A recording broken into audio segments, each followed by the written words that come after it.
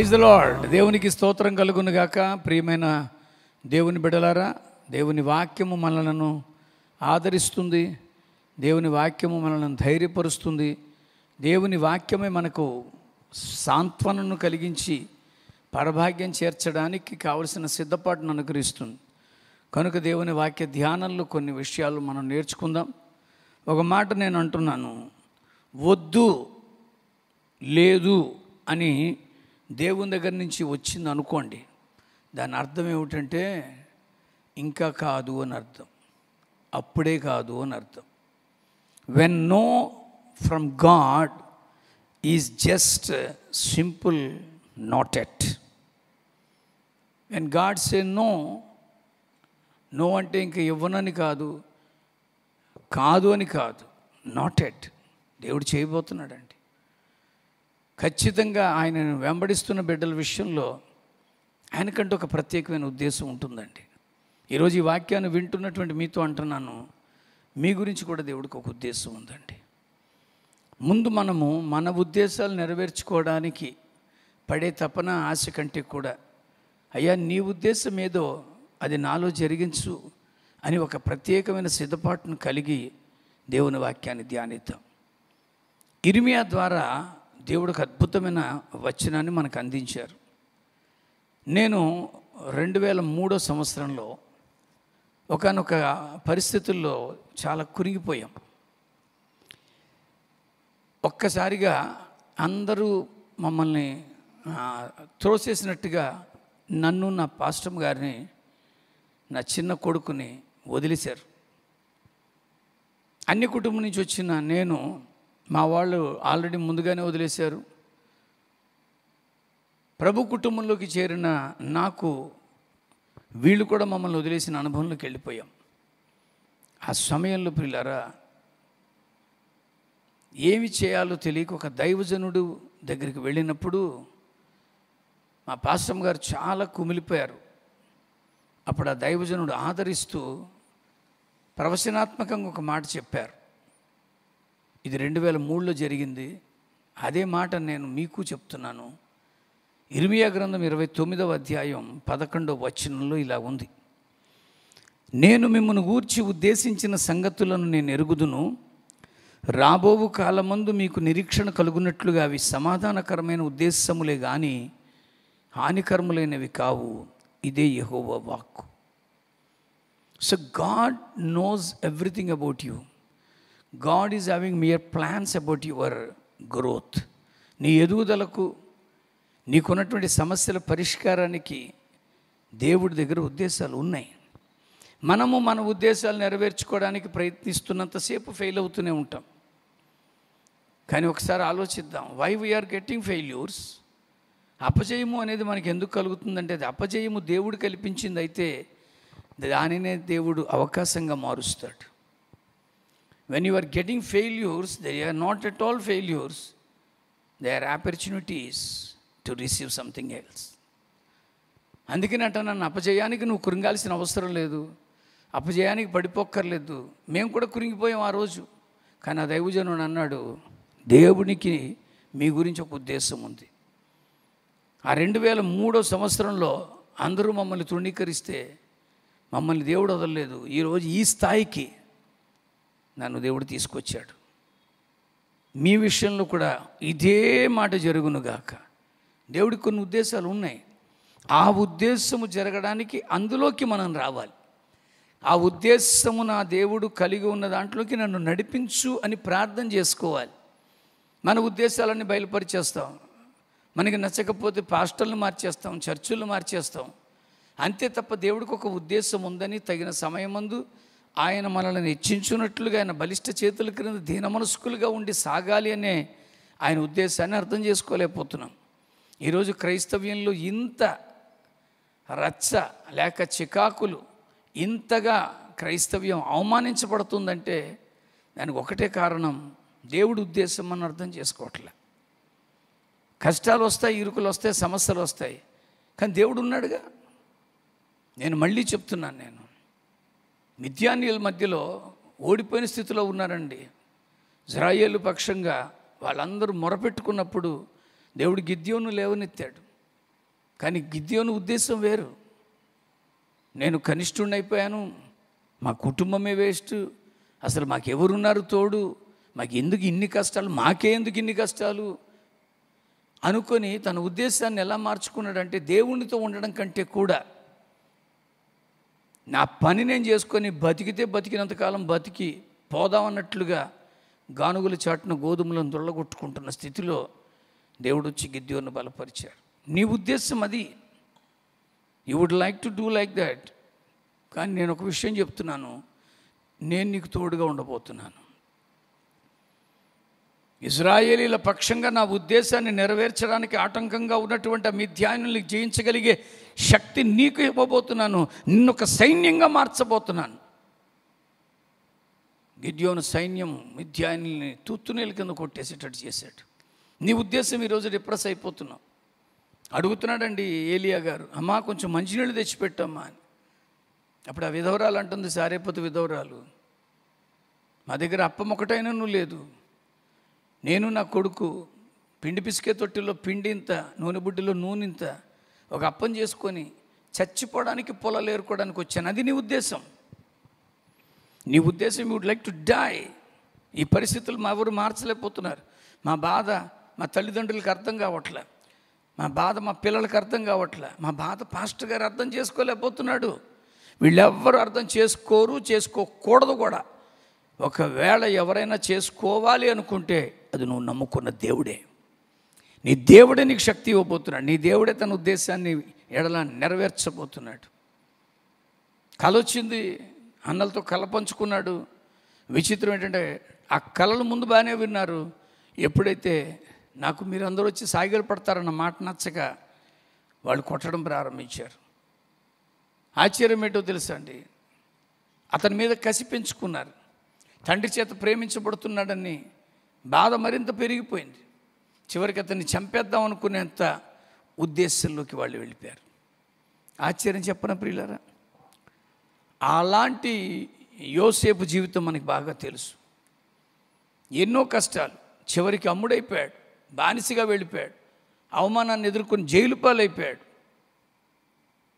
యోసేపు ఎక్కడ కూడా కృంగిపోలే. ఏదో దేవుడు ఉద్దేశం ఉంది, ఇన్ని కష్టాల్లోకి నన్ను నడిపిస్తున్నాడంటే, ఇన్ని బాధల్లోకి నన్ను పెడుతున్నాడంటే, ఇన్ని అపజయాలు నాకు కలుగుతున్నాయంటే దేవుడికి ఏదో ఉద్దేశం ఉంది. ఊరికే ఇవ్వలేదు. నేను నమ్ముకున్న దేవుడు ఏం వెర్రోడు కాదు, పెచ్చోడు కాదు, కల ఏం ఊరికే ఇవ్వలే, ఏదో చేయబోతున్నాడు. నేను వెంబడిస్తున్నాను ఆయన, నేను వెర్రోని కాదు, నేను పిచ్చోడిని కాదు, ఏదో చేయబోతున్నాడు ఆయన. ఈరోజు నేను అంటున్నాను, నువ్వు నమ్ముకున్న దేవుడు శక్తిమంతుడమ్మా. అయ్యా, ఆయన ఉద్దేశానికి నువ్వు సిద్ధపడు.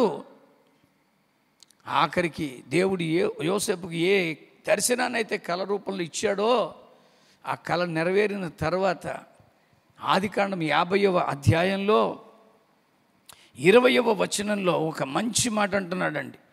ఆదికాండానికి చివరి అధ్యాయం 50వ అధ్యాయం 20వ వచనంలో అంటున్న మాట ఏంటో తెలుసా? మీరు నాకు కీడు చేయను ఉద్దేశించితిరి, కానీ ఈరోజు లోకంలో అనేక మంది నీకు కీడు చేయి ఉద్దేశిస్తున్నారండి. నువ్వు ఎదగకూడదు, నీ ఇంట్లో పిల్లలకు పెళ్ళిళ్ళు అవ్వకూడదు. ఆ పెళ్ళిళ్ళకి వస్తున్న సంబంధాన్ని చెడగొట్టే వాళ్ళు చుట్టూ బోల్డ్ మంది ఉంటారండి. నీ పిల్లోడికి ఉద్యోగానికి ప్రయత్నం చేస్తుంటే వేరొకళ్ళు మాట్లాడి ఆ ఉద్యోగాన్ని నీ కొడుక్కి రాకుండా చేసేవాళ్ళు చాలామంది ఉంటారు. నీకంటూ వస్తున్నటువంటి ఆ పదోన్నతిని ఆపేయాలని చూసేవాళ్ళు ఉంటారు. ఆ ప్రమోషన్ రానివ్వరు. నీకు కీడు చేయాలని ఉద్దేశించే వాళ్ళని చుట్టూ ఎప్పుడూనే ఉంటారు. ఇది అన్ని వ్యవస్థల్లోనూ ఉంది, ఇందులో ఏ భేదం లేదండి, అన్ని వ్యవస్థల్లోనూ ఉంది. నేను మళ్ళీ అంటున్నాను, అది ఉద్యోగ వ్యవస్థ, వైవాహిక వ్యవస్థ, లేక సేవా వ్యవస్థ, నువ్వు ఎందులో ఉన్నా సరే, ఒక క్రైస్తవ పద్ధతిలో భక్తి చేస్తున్నా ఇందులో నిన్ను ఎదగనివ్వరు. లేక ఒక అన్య భక్తిలో ఉన్న నీకు అందులోనూ సరైనటువంటి ఎదుగుదల ఉండదు. ఎందుకంటే కీడు చేసే ఉద్దేశించే వాళ్ళు మన చుట్టూ ఎప్పుడు ఉంటూనే ఉంటారు. అందుకనే యోసేపు అంటున్నాడు, మీరు నాకు కీడు చేయి ఉద్దేశించితిరి, కానీ నేటి దినమును జరుగునట్లుగా, అనగా బహు ప్రజలను బ్రతికించున్నట్లుగా అది మేలుకే దేవుడు ఉద్దేశించాడు. అది నేను ఇన్ని పరాకులు, ఇన్ని కష్టాలు, ఇన్ని అప్పచేయాలి ఎందుకు ఎదుర్కొన్నానంటే, రాబోయే దినాలలో నా ద్వారా దేవుని ప్రజలకు మేలు చేయబోతున్నాడు. వాళ్ళని బ్రతికించుకోవడానికి నాకు ఇన్ని కష్టాలు వచ్చాయి. ఏమో నీ ద్వారా దేవుడు ఏం చేయబోతున్నాడో మిత్రమా. ఈ వాక్యాన్ని వింటున్నావు, నీ కొడుకు పెళ్ళి ఆలస్యమైపోతుందని కంగారు పడుతున్నావా? దేవుడికి ఒక ఉద్దేశం ఉంది. నీ కుమార్తెకు వివాహం సంబంధాలు రావట్లేదు దిగులు పడుతున్నావా? దేవుడికి ఒక ఉద్దేశం ఉంది. ఇంకా నీకు జాబ్ రాలేదా? ఇంకా నీకు వీసా రాలేదా? ఇంకా నీకు పదోన్నతి కలగలేదా? ఇంకా నీ వ్యాపారం సరైన రీతిలోకి పడలేదా? ఇంకా నీ సేవ ఫలవంతంగా లేదా? ఏమీ కంగారు పడక్కర్లేదు. ఒక్క మంచి మాట, నిన్ను గురించి నేను కలిగి ఉన్న ఉద్దేశాలు రాబోవు దినములలో అవి క్షేమకరమైనవి, సమాధానకరమైనవే కానీ హానికరమైనవి కావు. అందుకని అక్కడ అంటున్నాడు, మీరు నా గురించి కీడు ఉద్దేశించారు కానీ నా ద్వారా తన ప్రజలైనటువంటి ఇశ్రాయేలు జనాంగాన్ని బతికించుకోవడానికి అది మేలుకే దేవుడు ఉద్దేశించాడు. నీ విషయంలో కూడా అదే అంటున్నాను. నీకు మేలు చేయడానికే దేవుడు ఉద్దేశిస్తున్నాడు. మనకి బాగా తెలుసండి, ఈ భక్తులందరూ కూడా మనకి తెలుసు. యోబు గారు పడిన కష్టాలు విపరీతంగా వర్ణిస్తారు. ఆ యోబు గారు కష్టాలను గురించి సేవకులు చాలా అద్భుతమైనటువంటి ప్రసంగాలు చేస్తారు. కానీ యోబు తాను పడిన కష్టాలకి దేవుడు ఉద్దేశాన్ని కూడా ఎదిరించిన సందర్భాలు ఉన్నాయండి. అతన్ని బలపరిచి స్థిరపరచడానికి వచ్చిన స్నేహితులు బెల్దదు, జోఫరు, ఎలీఫజ్ లాంటి వాళ్ళు మాట్లాడేటప్పుడు ఇదంతా దేవుడు ఉద్దేశం రాని మాట్లాడలేదే. యోబు కూడా నోరేసుకుని పడిపోయాడండి. యోబు కూడా అనవసరంగా అనాలోచితంగా చాలా మాటలు అనేశాడు. నాకు ఎందుకు ఇన్ని కష్టాలు వచ్చాయి? ఒక్కసారిగా బిడ్డలు పోయారు, ఆస్తి పోయింది, పైగా ఎవరెవరో తిడితే పర్వాలేదు, సొంత భార్య తిట్టేస్తోంది. నీ దేవుడిని దూషించవా, ఎప్పటికైనా మించింది లేదు. చాలామంది అంటారు, ఎందుకండి ఆ భక్తి, ఎందుకండి మతం మారిపోయారు మీరు, తిరిగి మళ్ళీ గర్వాపసి పేరిటి వచ్చేయండి, దేవుడు అద్భుతాలు చేస్తాడని చెప్పేవాళ్ళు బోల్డ్ మంది ఉంటారు మిత్రులారా. వాళ్ళకి తెలియదండి, వాళ్ళకి తెలియదు.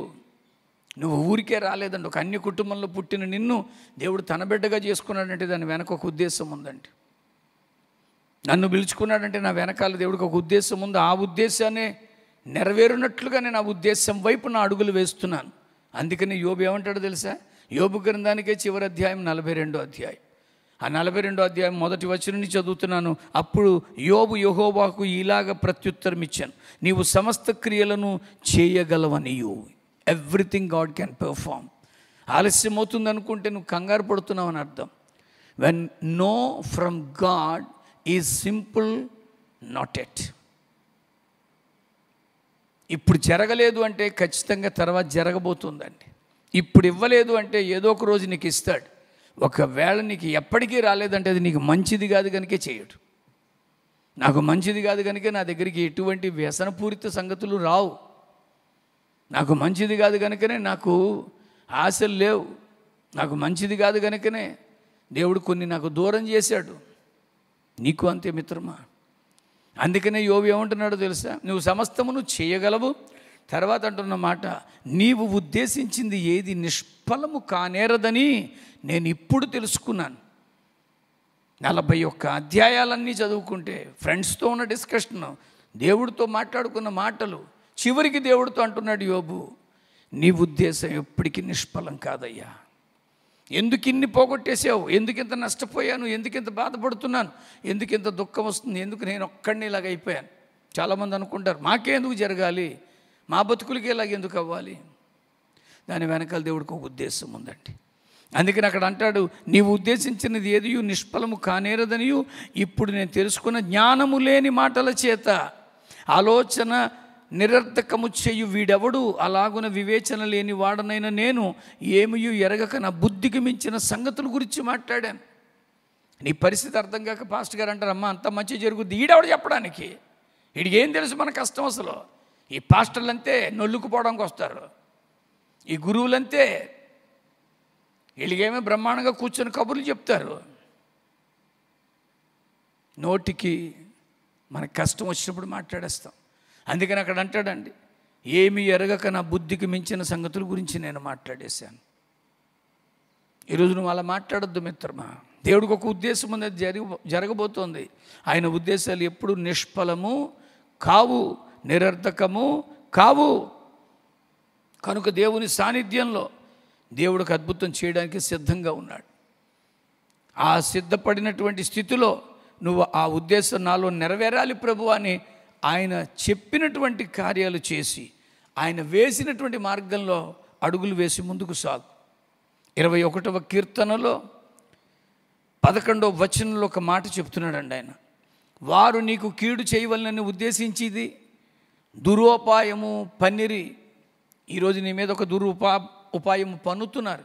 వాడు ఎలాగైనా పైకి రాకూడదురా, వాడికి ఇది జరగకూడదని నీ చుట్టూ. కానీ అక్కడ వాక్యంలో ఎంత ధైర్యపరుస్తున్నా అంటే వాళ్ళు అంటున్నట్టు మాట, వారు నీకు కీడు చేయవలనని ఉద్దేశించిరి దురుపాయము పన్నిరి కానీ దానిని కొనసాగింపలేకపోయిరి. ఆమెన్.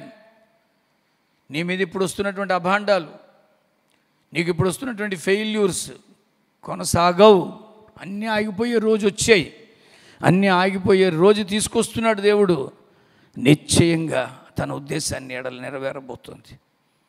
ఇంకొక మాట నేను చూపిస్తున్నాను. నేను యెషయా గ్రంథము 14వ అధ్యాయంలో 24వ వచనంలో అంటున్న మాట.